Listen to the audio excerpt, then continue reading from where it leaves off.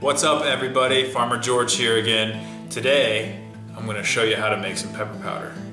I'm lucky enough to have a dehydrator, but you can also do it in the oven. I've done that before, but I advise against it because it just gashes your whole place out, especially if you have a small place.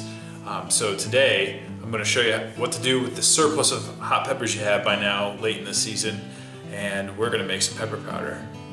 What we're going to do is we're going to take as many peppers off this plant as possible.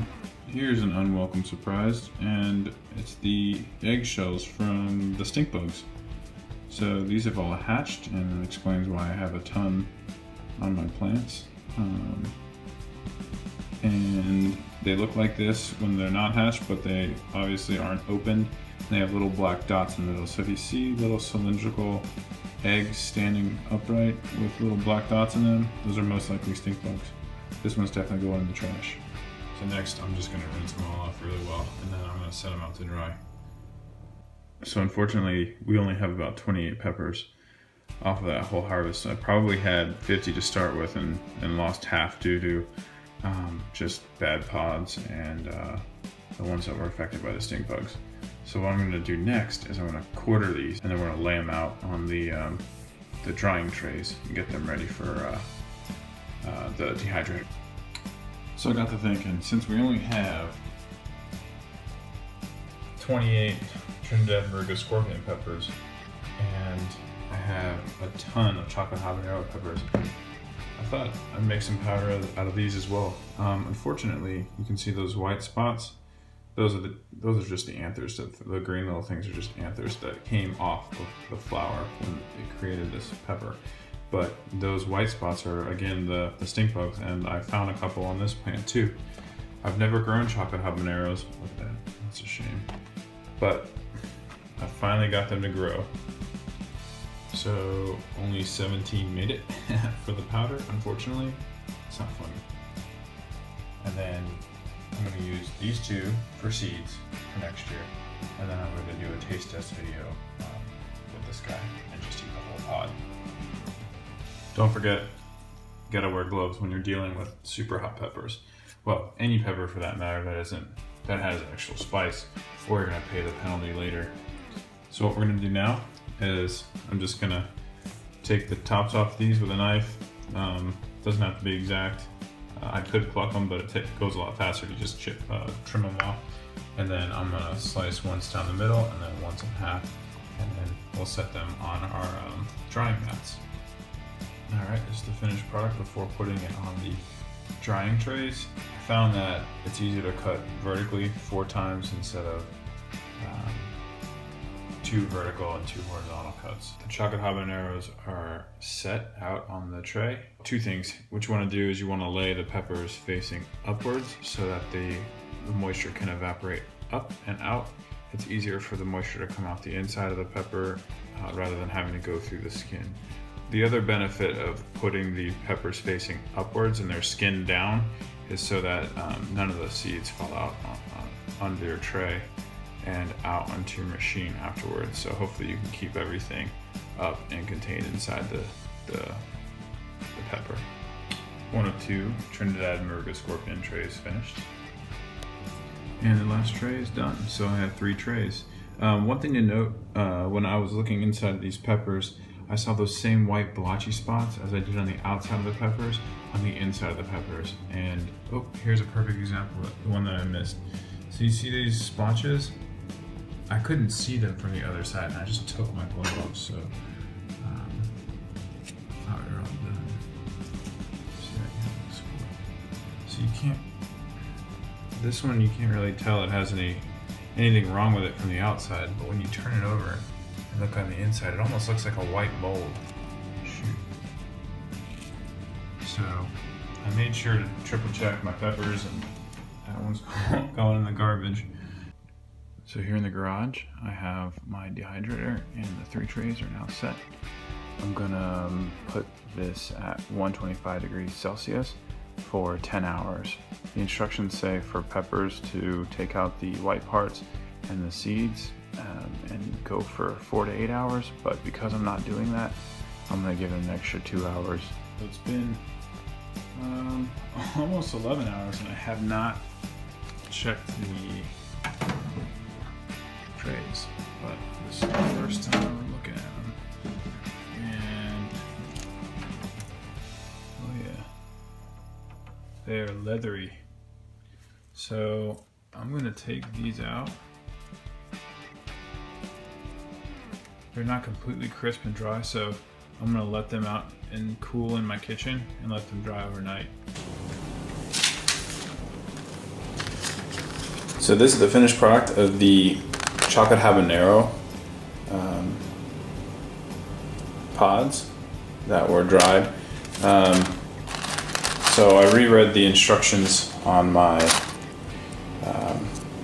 food dehydrator, and they said for a leathery consistency, you want to do it at 125 degrees for 4 to 8 hours.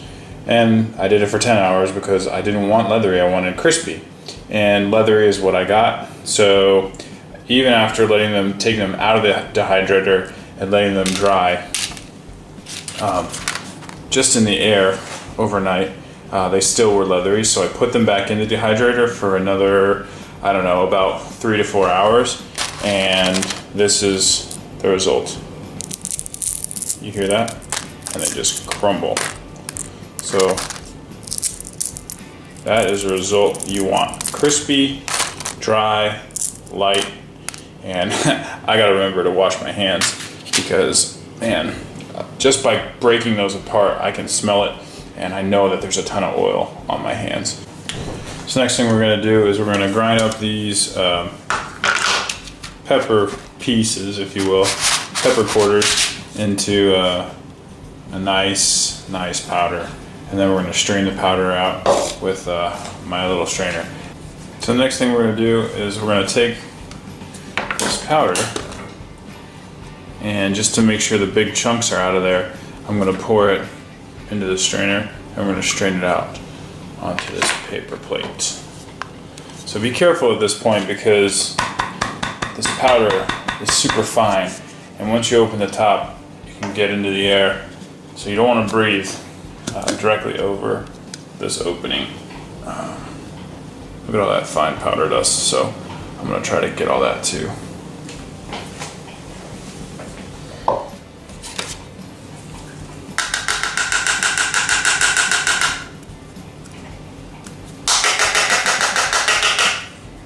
I'm covering my face with my t-shirt because this stuff I don't want in my nostrils. It's super spicy. We're just going like this. And we're just getting all... You could just keep it all in there, but I don't need all the seeds. I'm making a powder, I'm not making flakes. So, I mean, you can see the chopped up seeds in there, but I want a powder. So that's kind of consistency. And this is what you're left with, mostly seeds.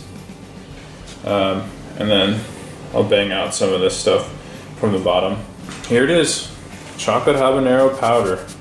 And you can let this sit out overnight to dry some more, but I've been letting this dry for 2 days now. And I think I should be okay. And next we're going to do the same thing with the Trinidad Moruga Scorpions. Here it is, the Trinidad Moruga Scorpion powder versus the chocolate habanero. So this one's a little darker in color, a little brown, and this is a little bit of a more vibrant red. The next thing to do is store the powder. So what I've done is saved some old spice jars that used to be for pepper powder or whatever, and now I have my own. And the fun part is I get to make my own label. Here's your finished product: a nice brown chocolate habanero pepper powder. So I hope you enjoyed that long video on how to make pepper powder. At the end of the day, you're left with something like this. And I was lucky enough, I showed you in the video that I had an extra spice jar and I made my own little label, chocolate habanero powder. So let's try this one first. Try to take a little bit. Ooh, a lot of it came out. So that's that. And apologies, I'm just gonna lick my hand.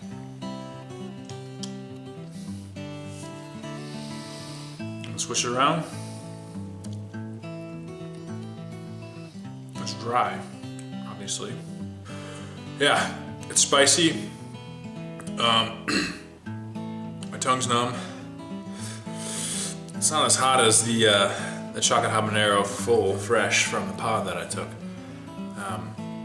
Take a look at the description and you'll find the link there of me taking down a full chocolate habanero.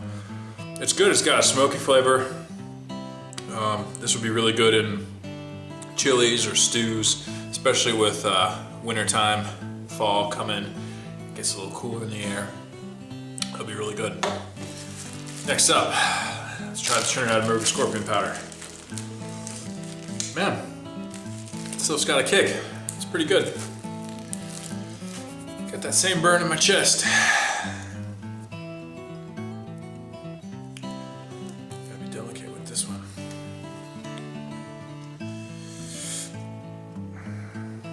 All right. I'm trying to go a little less with this. Of course not. Whew, excuse me, it's hot. All right, a little bit less, just because I had all that chocolate habanero powder. Here we go. I'm gonna wash my hands after this.